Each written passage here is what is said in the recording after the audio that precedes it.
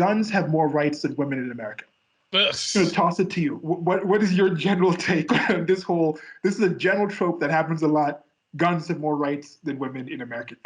Take it from me.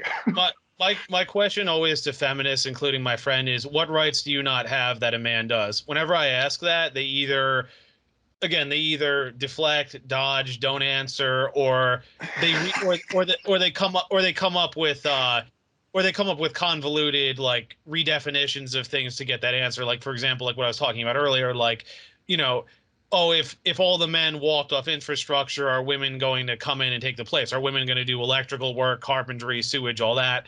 And my friend is like, yeah, I think they would. I'm like, well, so it's been shown that about 2% of blue collar workers are female. Women in general don't want to do that. And her explanation is, well, they don't want to deal with men. And I'm like, do you really if we were to go out and ask all these women, do you want to do this kind of work even with other women? How many are going to agree? Women and men are not biologically wired to want the same things. The example I always bring up is the Scandinavian countries, most gender egalitarian places on the planet, most women in government. They polled them. Do you believe women deserve equal rights? Yes. Women get paid maternity leave. Women can go to all the colleges. Women can take any job. You still see more women going into social sciences. You still see more men going into STEM. And when you bring this up, they just say, oh, well, this is covert sexism or whatever. And it's like, no, men and women just generally want to do different things. Yeah, I know my friend and others will make anecdotes. Yeah, well, I know a woman who wants to do engineering. Yeah, I know a woman who wants to do labor. Yeah, there are exceptions either way. I could find male cosmetologists and beauticians, but it's like men generally are not trying to do that for a living. It's like, Yeah. And again, that's another thing. Like, what do people want to do? What do people choose to do?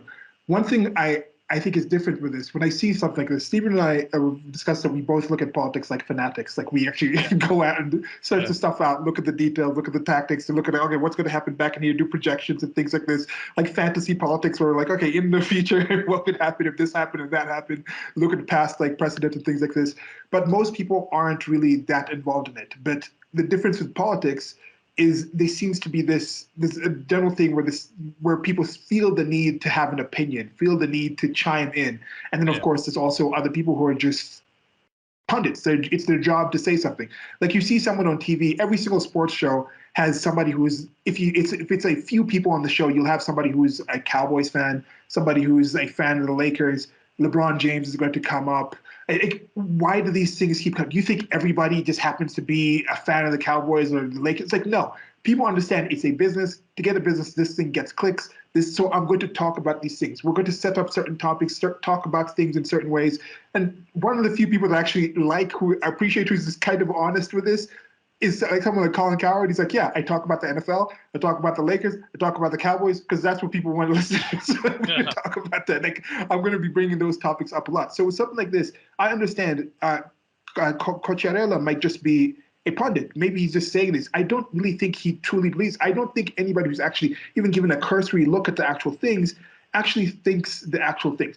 Because I made this meme tying in, this thing's going to be on the screen right now. This will trigger people. This did trigger a friend of mine who was going through it at the moment. Like, I should have kind of established where they were on the actual situation before sharing the meme with them, but we normally share memes. So anyway, but this is what it says. It says, calm down. Nobody's coming for your abortions. We just want common sense abortion control.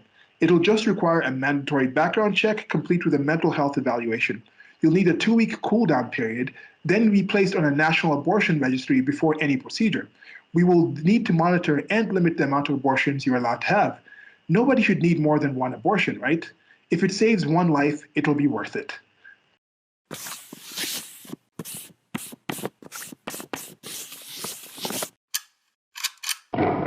Thank you for listening. This has been a clip from an actual longer recording that I'll try to leave a link to on the screen or somewhere around here where you're listening to this.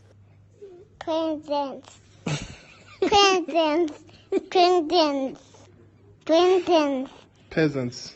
Okay. Okay.